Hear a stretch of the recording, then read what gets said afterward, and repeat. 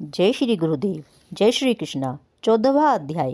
राजा पृथु ने कहा, हे नारद जी, आप सर्वज्ञाता हैं, अतएव अब आप संतान वृद्धि तथा सुख संपत्ति देने वाली महाविद्या, महामाया, महामेधा, महास्मृति, महामोहा, महादेवी, महाईश्वरी तथा सर्व ईश्वरी अहोई देवी की उत्पत्ति, इनका व्रत कब और कैसे किया जाता है, इसका वर्णन करने की कृपा कीजिए।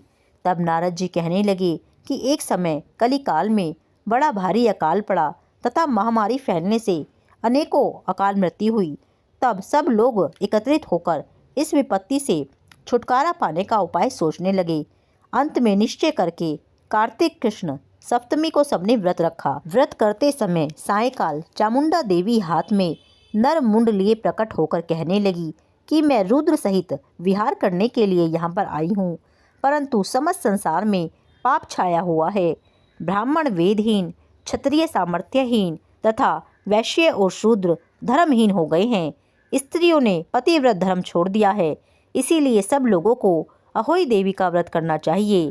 कार्तिक कृष्ण सप्तमी तथा अष्टमी को केवल रोगियों को छोड़कर शेष सभी आबाल, वृद्ध, स्त्री, पुरुष सारे दिन भोजन न करके सायंकाल अहोई देवी का पूजन करें। अहोई देवी मेरा ही नाम है, अतएव यह मेरा ही पूजन समझना चाहिए। अपने मकान को गोबर और मिट्टी से लीपकर साफ करें, फिर काला, पीला, हरा तथा लाल इन 4 रंगों से द्वार पर मेरी मूर्ति बनवाएं। तत्पश्चात सुंदर सुंदर स्वादिष्ट पकवान बनाकर मेरी पूजा करें। जब चामुंडा देवी ने यह कहा, तभी एक धीवर की स्त्री बोली, हे माता, हम नीच लोगों का कर्तव्य भी बतलाएं। तब देवी ने कहा कि तुम लोग भी मेरे भक्त हो, सो सब लोग मेरा पूजन करके तेरी संतान को पूजेंगे, तभी उनकी पूजा भी सफल होगी। मेरी पूजा के बाद कुम्हारिन तथा मालिन की पूजा भी हो गई। यह कहकर देवी अंतर्ध्यान हो गई। नारद जी कहने लगे, हे राजन, इस प्रकार देवी के कथन अनुसार सबने व्रत और पूजन किया तो सबके संकट दूर होकर सारा संसार सुखी हो गया। राजा पृथु ने नारद जी से पूछा कि हे मुने, कार्तिक मास तथा एकादशी तिथि श्रेष्ठ क्यों मानी गई हैं? तब नारद जी ने कहा, हे राजन, एक बार यही प्रश्न सत्यभामा जी ने श्री कृष्ण जी से पूछा था और उन्होंने जो उत्तर सत्यभामा जी को दिया था वही मैं तुमसे कहता हूँ। एक समय सत्यभामा जी ने श्री कृष्ण जी से पूछा कि हे प्राणनाथ, सभी मास और तिथियां बराबर हैं, फिर कार्तिक मास और एकादशी तिथि उत्तम क्यों मानी गई है? तब श्री कृष्ण जी ने कहा, हे प्रिय, शंख नामक एक दैत्य समुद्र का पुत्र था। वह दैत्य इतना बलवान था कि उसने इंद्र आदि देवताओं को स्वर्ग से निकालकर उनका स्थान स्वयं ले लिया। सब लोग उससे भयभीत होकर अपने बाल बच्चों सहित पर्वतों की कंदराओं में चले गए। तब वह दैत्य सोचने लगा कि मैंने देवताओं का स्थान तो ले लिया, लेकिन वे जीते नहीं गए हैं।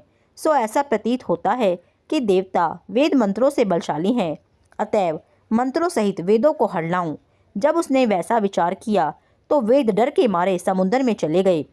तब ब्रह्मा आदि सब देवता संसार को वेद विहीन देख भगवान विष्णु की शरण में गए और उन्हें जगाने के लिए गीत, वाद्य आदि क्रियाएं की।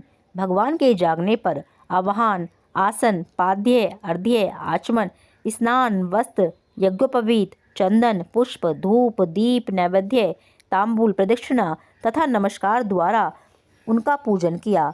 तब विष्णु भगवान प्रसन्न होकर देवताओं से कहने लगे कि हे देवताओं, मैं तुमसे अत्यंत प्रसन्न हूँ, अतएव शंख आदि दैत्यों को मारकर मैं 4 वेदों को शीघ्र ही ले आऊँगा।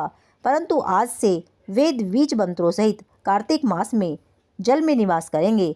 अतएव कार्तिक के महीने में जो कोई जल में स्नान करेगा उसको यज्ञ के समान फल प्राप्त होगा और उसके समस्त विघ्न दूर हो जाएंगे।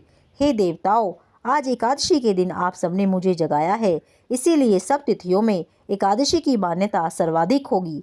वस्तुतः कार्तिक तथा एकादशी का व्रत मुझे अत्यंत प्रिय है। नारद जी कहते हैं कि हे राजन, इतना कहकर भगवान मछली का रूप धारण कर विंध्याचल में निवास कर रहे कश्यप जी की अंजलि में आ गए। कश्यप जी ने उनको कमंडल में डाल दिया। जब कमंडल भर गया तो मत्स्य रूप होकर भगवान कहने लगे कि हमको कोई बड़ा स्थान दो। तब कश्यप जी ने उन्हें घड़ा दिया। घड़ा भी भर गया, तब उन्हें कुएं में छोड़ दिया, परंतु भगवान धीरे धीरे बढ़ते रहे। तत्पश्चात कश्यप जी ने उनको समुद्र में डाल दिया। भगवान समुद्र में भी बढ़ने लगे।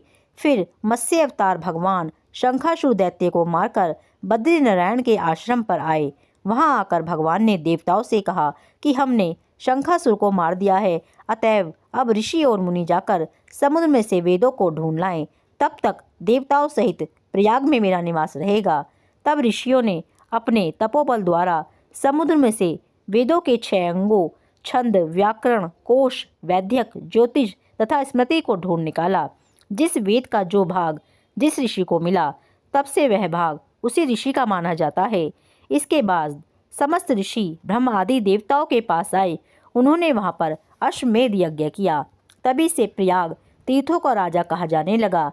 प्रयागराज में स्नान, दान तथा यज्ञ आदि का विशेष महत्व है। इससे जन्म जन्मांतर के पाप समूह नष्ट हो जाते हैं। 14वां अध्याय पूर्ण। जय श्री राधे, जय श्री कृष्णा।